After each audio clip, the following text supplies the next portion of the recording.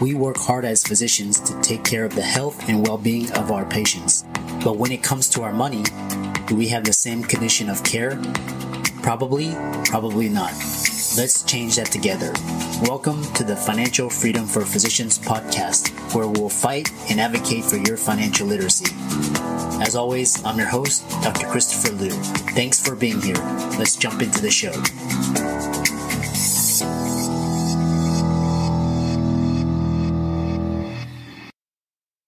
Hey guys, I want to welcome you guys to the Financial Freedom for Physicians podcast. We've got a great episode this week. Before we begin, please hit the subscribe button as well as the notifications bell, and be sure to like, comment, and share if you like this episode. And we'll get into this week's sponsor and show. This week's episode is sponsored by CityVest. CityVest has quickly become the most popular and best way for doctors to invest in top-performing real estate private equity funds that are usually reserved for institutional investors. This unique access to investing in these institutional funds is available for the first time ever through CityVest's easy and secure online investment platform. CityVest does the hard work of conducting due diligence and vetting the investments. They even get a third-party due diligence report that is posted on their website. As a result of aggregating a several $million investment amount into their access funds, CityVest gains access to investing in the institutional investment and is able to negotiate better investment terms such as a 12% preferred return. You can check them out at cityvest.com or go to the link in the show notes below. Now on to the show. Welcome everybody to this week's episode for the Financial Freedom for Physicians podcast. And I'm your host, Dr. Christopher Liu. And today we're going to be talking about real estate, high net worth real estate investing. We have Lane Kawaoka out of Hawaii, and he's a blogger. He's a podcaster of simplepassivecashflow.com. And he has over $1 billion assets under management. So today we're going to talk about his story, how to get started. We're going to talk about investing and saving on taxes. So Lane, welcome. Hey, thanks for having me, Chris. Hello, everybody. So we'll get started and we'll just tell us more about your background. I know you've worked with White Coat Investor, and just tell us how you got started and what you offer.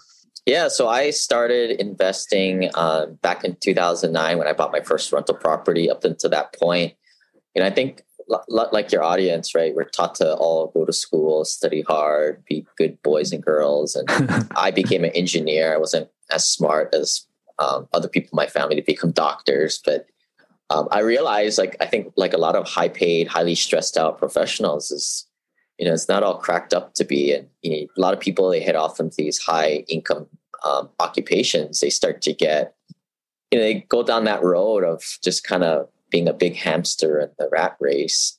I got lucky because, again, I followed that linear path of going to school, studying hard, got a good job, bought a house to live in because I thought that's what you're supposed to do, all while maxing out my 401k. But then I bought a house to live in, and because I was traveling all over for work, I just decided to rent it out. And this is back in 2009. And that was when I got the taste of cash flow. I later bought about 11 rentals by 2015, just saving up my money, 20% down payments. And then I realized, accredited investors, high net worth investors, they don't invest in rental properties after a certain point, especially when they become more of an accredited investor due to the headaches, the legal liability, the debt in your own personal name. And I mean, let's face it, as turnkey investors, you just get gouged by all these vendors and property managers that just think of you as some rich guy out in Hawaii or California or wherever. Yeah. So, that's a really good story. And, I just remember, I had my first job and I bought my house, and I'm just thinking, I was supposed to, it was the American dream. And I was just like, I was looking around myself. I'm like, I'm not any happier or sadder than I was. So I don't know what people are talking about, So, yeah. I was lucky. I wasn't married, didn't have kids at that point. I mean, I kind of hit that in my early 20s, still single, still, white canvas mode. And Yeah, I mean, once I bought one rental property and scaled it up, I realized, yeah, this was my ticket out of that rat race. Yeah. Yeah, that's an amazing feeling. Like once people get their taste of cash flow or their rental properties, and they're like, "Oh, I want to get into this," and so, and you actually scaled it up. You realize, with rental properties, you have tenants, you have toilets, you have trash. It's like really, it's a big headache. So, yeah, I realized, it's just not worth the hassle. But tell us how you scaled it up. Now you have $1 billion in assets under management. How did you transition from a landlord to a big time investor? Yeah, I mean, I always did it the passive way, right? As I was working my full-time engineering job. So I had property management to kind of do my dirty work for me. But, with 11 rentals, you kind of run into an eviction every other year or every other quarter, some kind of big catastrophe that happens every quarter. And you start to realize, like, with 11 rentals, you had a few $100s of cash flow each, that's $3,000 a month. It's great, but I mean, it's just not enough. And you're going to need more like 30, 40 houses. So, multiply that exception rate by 3 or 4. You quickly realize how these single family homes, little rental properties are not scalable. And that's where I started to pay to get into other higher level mastermind groups with other high paid, professionals. And they started to realize that they invested in private placements and syndications where they could just be the LP partner. And also because the tax benefits are so much stronger, you get a lot of these passive activity losses through cost segregations. And now, especially if you're able to implement a rep status strategy, real estate professional status. I mean, I personally don't pay taxes for the last few years. I mean, people can go look at my taxes at simplepassivecashflow.com/tax. We've got the screenshots on there, but the wealthy drive their income down. They're adjusting AGI down with real estate. And, that's how you pay less taxes to in turn invest more and do some other strategies. Yeah, that's awesome. A lot of the my audience are either getting into real estate or they're active real estate, but they're really what you described, landlording. And so you described a lot of concepts. So, we'll define first is reps. What is, for the audience, define what is reps for? Yeah. So a lot of my, my doctor clients, my dentist clients will do real estate professional status is what we call it. It's a designation on your taxes, basically a little checkbox on there. But what that does is now, for everybody, you can use the passive losses or deductions from real estate, the depreciation there, to offset your passive income, right? And that's great. But what's really cool, or when you're kind of playing with fires now, when you can take those passive losses and offset ordinary, potentially W-2 income. Now, there's some hoops to jump through to get this designation rep status. Has nothing to do with being a real estate broker or buying and selling houses. But there's kind of the two main categories or requirements amongst many that you have to hit. First, you or your spouse can have a full-time day job, and you have to put a certain amount of hours into about 500 to 750 hours into your rental property portfolio, being the manager there. So there's a lot of different strategies to, get this designation. I mean, of course, I'm not getting any tax advice here, but we kind of help our clients educate them up so they can have that educated, empowered conversation with their CPA. And most clients realize 95% of them have to fire their CPA because the CPAs just don't get this type of stuff. Mm-hmm. Yeah, that's a really good point. And what you described, it's almost like phantom income, like depreciation and all these passive losses. It's like and it offsets your earned income, so it's almost like free money, given to you. The other thing you described in your talk earlier on was cost segregation. So describe what it is and how investors can use that to minimize their tax liability in real estate.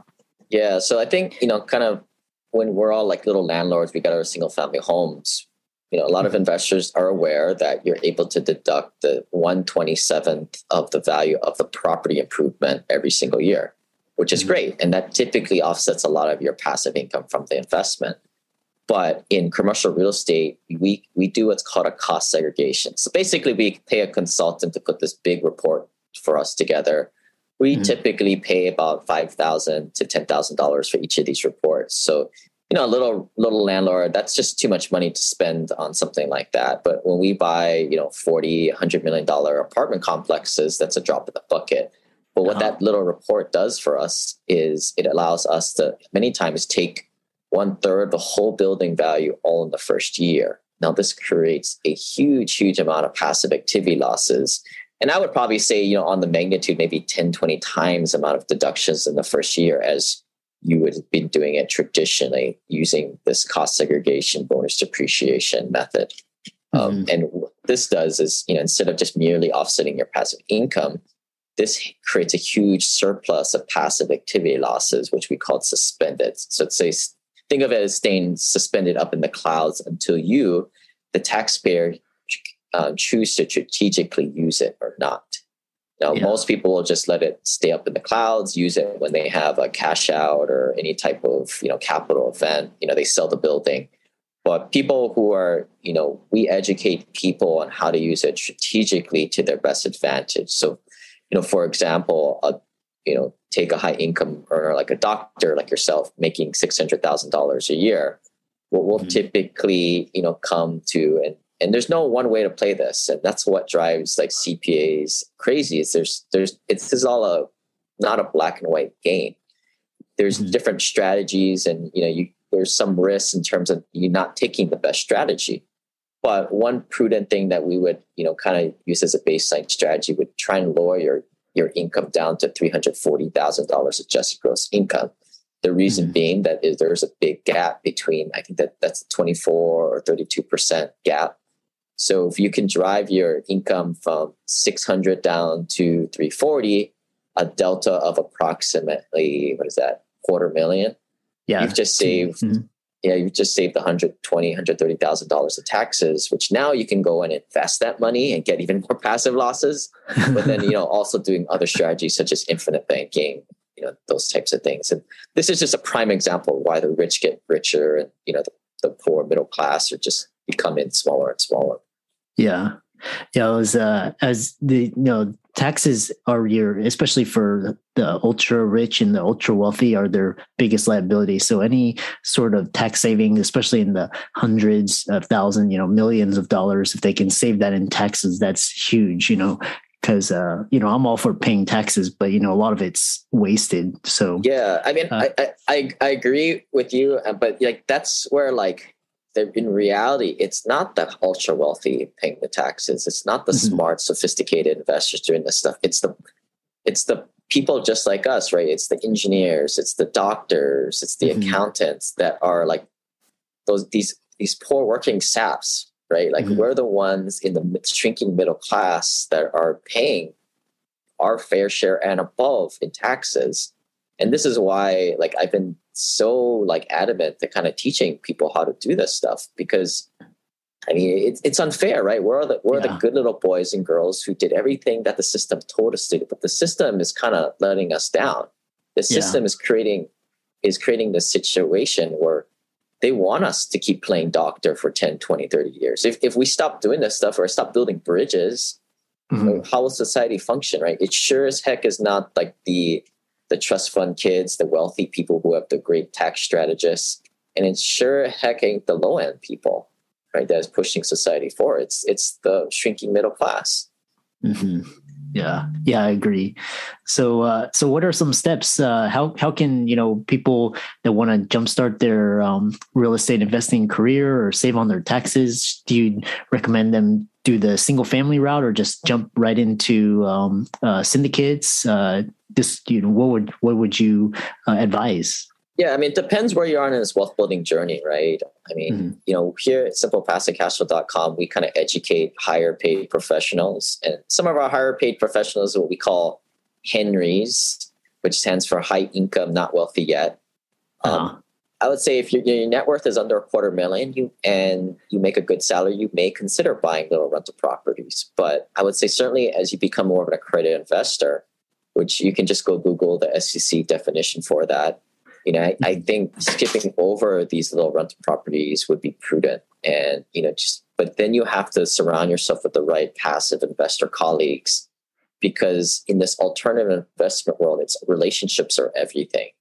And if you're a landlord now, unfortunately, all those relationships that you built over time do not carry over to being an accredited investor, finding out where to invest, more importantly, who to stay away from. Like all these broker relationships, all these insurance companies, these property managers. It's just a different world in that non-accredited investor world when you switch over into kind of simple passive cash flow land. And quite frankly, not a lot of people are able to play nice with others. And this is why, but in a way, it's kind of easy because you can do it from anywhere. You just have to kind of play nice with others. And many accredited investors are very, like, what I've learned is, very kind, giving people. Yeah, you've said it so eloquently. Besides that, you also have a blog and you teach people how to do this to give back and sort of continue the education. So how can people who are interested in learning about simple passive cash flow or about you, where can they go? Yeah, they can, they listen to podcasts. They can check out my podcast, Simple Passive Cash Flow, Passive Real Estate Investing. The website has a lot of free resources. They can go to simplepassivecashflow.com/syndications or simplepassivecashflow.com/start is a good place to just kind of jumpstart. I have a free book that I'd like to give out to your folks that just hit Amazon bestseller a couple of weeks ago. We released it. They can text the word Lane book to 314-665-1767. And, I think that's the thing, right? Like a lot of people listening, we're the kind of the hardworking folks. And for most of my clients, the goal is to get you onto this train of investing in good assets with reputable operators and playing these different tax strategies and do a little bit infinite banking. And most people who are already making six figures can get to financial freedom in 5 to 10 years, pretty simply. And then, you got to figure out what you want to do for the rest of your life. Or what I tell people a lot of times is like, retirement's not really a thing. Kind of force yourself to think, if I had to do something for the rest of my life, what would it be? Maybe that might mean playing doctor, not 4 days a week, but maybe 2 or 1.5, if you don't like it, or find something else, right? Exactly. Yeah, you said it so well. And for all the listeners on the show, we'll put Lane's, especially the link to his book. Definitely go and check that out. Check out his website. He's got a lot of great articles, videos. And so Lane, any parting words of wisdom, advice, and for the listeners? I think the hard part about this stuff is that there's a lot of noise out there, right? I mean, there's a lot of information for people who just aren't financially adept, right? They're in credit card debt. They don't make more than $50,000 a year. Finding stuff for the high income earner that is responsible, prudent with their money, their personal finances. It's very hard to find the right information out there. And there's a lot of like pundits like Dave Ramsey, Susie Orman that kind of teach the masses, right? The people that are in credit card debt, bad financial space. And the hard thing is, finding your peer group out there that believe in, investing in the captive 401k plans, buying a house to live in, paying it down prudently.